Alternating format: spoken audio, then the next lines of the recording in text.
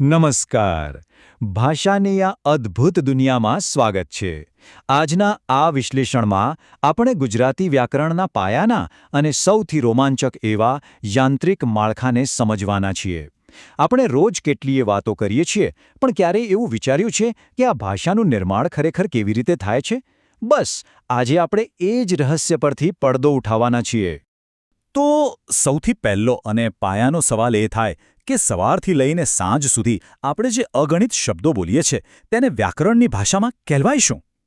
ભાષા આપણા જીવનમાં એટલી બધી વણાઈ ગઈ છે ને કે આપણે ભાગ્યે જ એના મૂળભૂત એકમો વિશે ક્યારેય વિચારીએ છીએ. પણ આજે આપણે આ જ પ્રશ્નથી ભાષાના એ મૂળ એકમોને ઓળખવાની શરૂઆત કરીશું.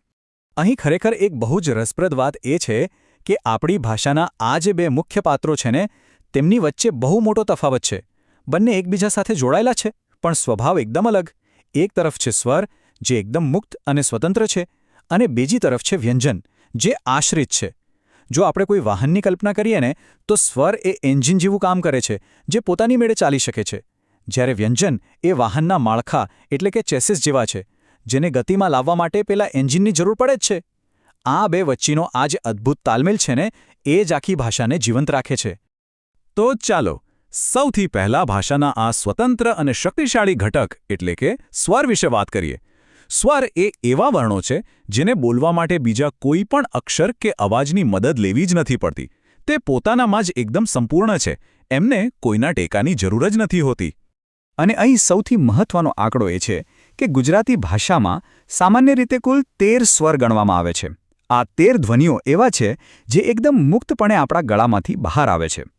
આ સ્વરો બોલતી વખતે હવાનો પ્રવાહ ક્યાંય પણ રોકાતો નથી, બસ સીધો જ નાભી અને ગળામાંથી થઈને બહાર નીકળે છે. આ 13 મુખ્ય સ્વરો છે: અ, આ, ઈ, ઉ, રી, એ, ઐ, ઓ, ઔ, અને અહ. જો આપણે અત્યારે જ આ અક્ષરોનો ઉચ્ચાર કરીએ તો એકદમ સ્પષ્ટપણે અનુભવી શકાય કે અવાજ મુખમાંથી કેટલી સરળતાથી અને સ્વતંત્ર રીતે વહે છે. જીભ કે હોઠ ક્યાંય હવાને રોકતા જ નથી. અને સાચું કહું તો આ જ સ્વરની ખરી સુંદરતા છે, એક અવિરત અને મુક્ત પ્રવાહ. હવે આ સ્વરોની દુનિયામાં એક અક્ષર જરા ખાસ ધ્યાન ખેંચે એવો છે, અને તે છે રૂ. આમ તો અમુક વ્યાકરણશાસ્ત્રીઓ સ્વરોની ગણતરી 8 કે 11ની પણ કરતા હોય છે. પણ આ રૂ એ આપણા પ્રાચીન ભાષાકીય ઇતિહાસનો એક બહુ જ ખાસ મહેમાન છે. તે મોટાભાગે સંસ્કૃત ભાષામાંથી સીધા આવેલા એટલે કે તત્સમ શબ્દોમાં જોવા મળે છે, જેમ કે ઋષિ અથવા ઋતુ. આ એક એવી ઐતિહાસિક કડી છે જે આપણી આજની ભાષાને એના હજારો વર્ષ જૂના પ્રાચીન મૂળ સાથે એકદમ મજબૂતીથી જોડી રાખે છે. સારું, સ્વરોની આ સ્વતંત્ર દુનિયામાંથી બહાર આવીને હવે ભાષાના બીજા મહત્વના પાત્ર તરફ વળીએ. આ છે વ્યંજન, એટલે કે સ્વરના સાચા સાથીઓ. આ એવા વર્ણો છે જે સ્વરની મદદ વિના ક્યારેય પૂરેપૂરા ઉચ્ચારી શકાતા નથી. તે જાણે હંમેશા સ્વરના સાથની શોધમાં જ હોય છે અને તેમની સાથે જોડાઈને જ પોતાનું અસ્તિત્વ પૂરું કરે છે. ગુજરાતી મૂળાક્ષરોમાં આવા કુલ 34 વ્યંજનો છે. કથી લઈને હળ સુધીના આ 34 અક્ષરો જે આપણી ભાષાને એનું ભૌતિક માળખું અને સ્પષ્ટ આકાર આપે છે. પણ જેમ આપણે અગાઉ વાત કરી, તેઓ એકલા તો અધૂરા છે. તેમને જીવંત થવા માટે સ્વરૂપી શ્વાસની જરૂર પડે જ છે. તો પછી આ સમન્વય ખરેખર કામ કઈ રીતે કરે છે? બહુ જ સીધું છે. મૂળ રૂપમાં વ્યંજન હંમેશા અધૂરો હોય છે, જેને આપણે ગુજરાતીમાં ખોડો અક્ષર કહીએ છીએ, જેમ કે અડધો ક. પણ જ્યારે આ કમાં અ જેવો મુક્ત સ્વર ભળે છે ને ત્યારે જ તે એક સંપૂર્ણ ક બને છે. આ એક નાનકડું પણ ખૂબ જ શક્તિશાળી સમીકરણ છે. તે સ્પષ્ટ બતાવે છે કે કેવી રીતે એક સ્વર પેલા અધૂરા વ્યંજનને પૂરો કરે છે અને તેને બોલવા લાયક બનાવે છે. ચાલો હવે થોડા વધુ ઊંડા ઉતરીએ. મોંની અંદર આ વ્યંજનોનું નિર્માણ ભૌતિક રીતે કેવી રીતે થાય છે એ સમજવું ખરેખર એક જાદુ જેવું છે. જ્યારે પણ આપણે કોઈ વ્યંજન બોલીએ છીએ ત્યારે મોંની અંદરના જુદા જુદા ભાગો જેમ કે જીભ, દાંત, તાળું કે હોઠ એ ચોક્કસ રીતે એકબીજાને અડે છે અને હવાને રોકે છે. આ તો જાણે આખા મુખનો એક નકશો છે જે આપણે જાતે જ અનુભવી શકીએ છીએ. જો આપણે ઉચ્ચારણના સ્થાન પ્રમાણે જોઈએ તો વ્યંજનોને બહુ જ વૈજ્ઞાનિક રીતે અલગ અલગ વર્ગોમાં વહેંચવામાં આવ્યા છે. ગળાના ઊંડાણમાંથી આવતા અવાજો કંઠ્ય કહેવાય છે, જેમ કે ક, ખ, ગ.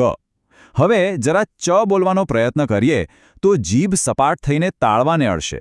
આને તાલવ્ય કહેવાય. પછી જો ટ બોલીશું તો જીભ ગોળ વળીને ઉપરના કઠોર તાળવે અડશે. આને મૂર્ધન્ય કહેવાય છે. ટ, ઠ, ડ.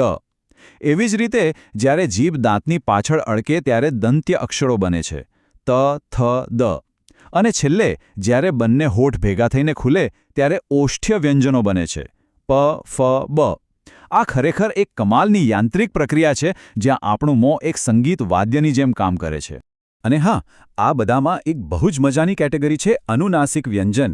ઞ, ઞ, ણ, ન અને મ.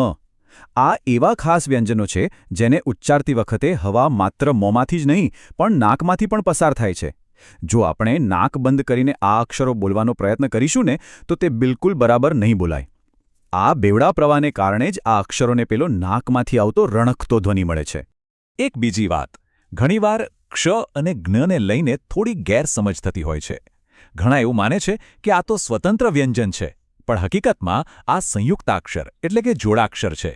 ક્ષ એ ખરેખર અડધા ક અને શનું જોડાણ છે, જ્યારે જ્ઞ એ અડધા જ અને જ્ઞના મળવાથી બને છે. આ હકીકત સાબિત કરે છે કે આપણી પાસે જે પાયાના અક્ષરો છે, બસ તેમને જ સરસ રીતે જોડીને આપણે વધુ જટિલ ધ્વનિઓ બનાવી શકીએ છીએ.